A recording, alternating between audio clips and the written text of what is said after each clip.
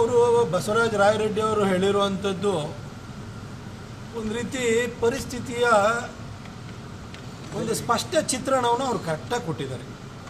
ಆದರೆ ವಿಶ್ವವಿಖ್ಯಾತ ಅರ್ಥಶಾಸ್ತ್ರಜ್ಞರಾಗಿರುವಂತಹ world renowned economist Siddaramaiah ಸಾಹೇಬರು 2023 ಚುನಾವಣೆಯಲ್ಲಿ ಊರೂರಿಗೆ ಹೋಗಿ ಕಾಕಾ ಪಾಟೀಲ ನಿಂಗೂ ಕೊಡ್ತೀನಿ ಕಣಯ್ಯ 200 ಯೂನಿಟ್ ಫ್ರೀ, ಮಾದೇಪ್ಪ ನಿನ್ನೆಂಟ್ರಿಗೂ 2,000 ರೂಪಾಯಿ ಬರುತ್ತೆ ಕಣಯ್ಯ, ಎಲ್ಲರಿಗೂ ಕೂಡ ಬಸ್ ಸೇವೆ ಉಚಿತ, ಎಲ್ಲರಿಗೂ ನಿರುದ್ಯೋಗಿಗಳಿಗೆ ಯಾರ್ಯಾರಿದ್ದೀರಿ ನೀವು ಎಲ್ಲ ಗ್ರ್ಯಾಜುಯೇಟ್ಸ್ ಇದ್ದೀರಿ ನಿಮ್ಮೆಲ್ರಿಗೂ 3,000 ರೂಪಾಯಿ ಯೋನಿದಿನ ಕೊಡ್ತೀವಿ, ಇದು 10 kg ಅಕ್ಕಿನ ಕೊಡ್ತೀವಿ, ಪುಕ್ಕಟ ಕೊಡ್ತೀವಿ ಅಂತ ನೀವು ಹೇಳುವಾಗ ನೀವು ಅಕ್ಕಿ ತೊಗೊಂಡ್ರೆ 2,000 ರೂಪಾಯಿ ತೊಗೊಂಡ್ರೆ 3,000 ರೂಪಾಯಿ ತೊಗೊಂಡ್ರೆ ಬಸ್ಸಲ್ಲಿ ಫ್ರೀ ಆಗೋದ್ರೆ ನಿಮಗೆ ರೋಡ್ ಮಾಡಲ್ಲ, ರೋಡಿಗೆ ಟಾರ್ ಹಾಕಲ್ಲ, ನಿಮಗೆ ಆರೋಗ್ಯದ ಫೆಸಿಲಿಟಿ ಯಾವುದೂ ಕೂಡ ಕೊಡಲ್ಲ, ಅಭಿವೃದ್ಧಿ ಕೆಲಸ ಯಾವುದೂ ಮಾಡಲ್ಲ, ನಿಮ್ಮ ಕರೆಂಟ್ ಬಿಲ್ಲನ್ನು ಜಾಸ್ತಿ ಮಾಡ್ತೀವಿ ಉಳಿದವರಿಗೆ, ನಿಮ್ಮ ಚಾಪಕ್ಕಾಗದ ಬೆಲೆನ ಜಾಸ್ತಿ ಮಾಡ್ತೀವಿ,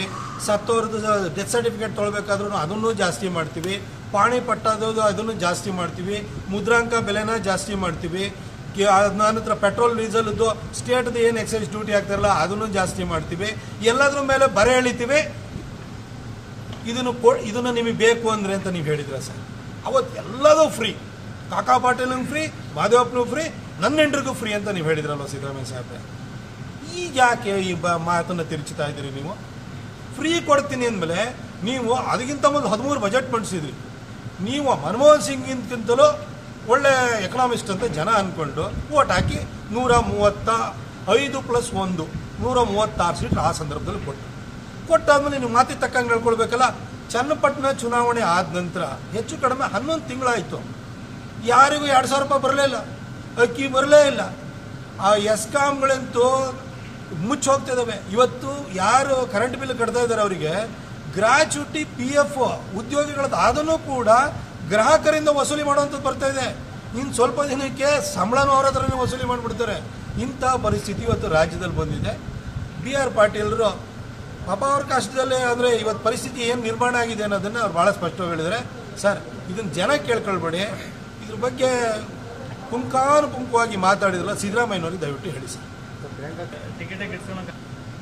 ಪ್ರಿಯಾಂಕಾ ಖರ್ಗೆ ಸಾಹೇಬ್ರೆ, ನೀವು ನನ್ನನ್ನು ಯಾವ ಪ್ರಾಣಿಗೆ ಬೇಕಾದರೂ ಹೋಲಿಸಿ, ನನಗೆ ಏನೇನು ಕೆಟ್ಟ ಶಬ್ದಗಳು ನಿಮ್ಮ ಪದಕೋಶದಲ್ಲಿದೆ ಅಷ್ಟೂ ಕೂಡ ನಂಗೆ ಬೈರಿ.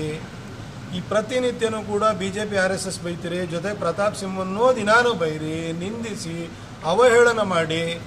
ನಿಮ್ಮ ಪಕ್ಷದವರು ಏಜೆನ್ಸಿಗಳನ್ನೇ ಹೈರ್ ಮಾಡಿಬಿಟ್ಟಿದ್ದಾರೆ. ಅದು ಡಿಸೈನ್ ಬಾಕ್ಸ್ ಇರ್ಬೋದು, ಅಟೋಸ್ಪಿಯರ್ ಇರ್ಬೋದು, ಇನ್ಕ್ಲೂಸಿವ್ ಮೈಂಡ್ಸ್ ಇರ್ಬೋದು, ಇಂತಿಂದ ಏಜೆನ್ಸಿಗಳು ಮಾಡಿದ್ರಿ, ನಿಮ್ಮ ಡಿಪಾರ್ಟ್ಮೆಂಟ್ಗಳು ಏಜೆನ್ಸಿ ಮಾಡಿದ್ರೆ ಅವ್ರನ್ನೂ ಬಿಟ್ಟು ನನ್ನನ್ನು ಬೈರಿ. ನಂಗೆ ನಿಜಕ್ಕೂ ಬೇಜಾರ ಇಲ್ಲ ಸರ್.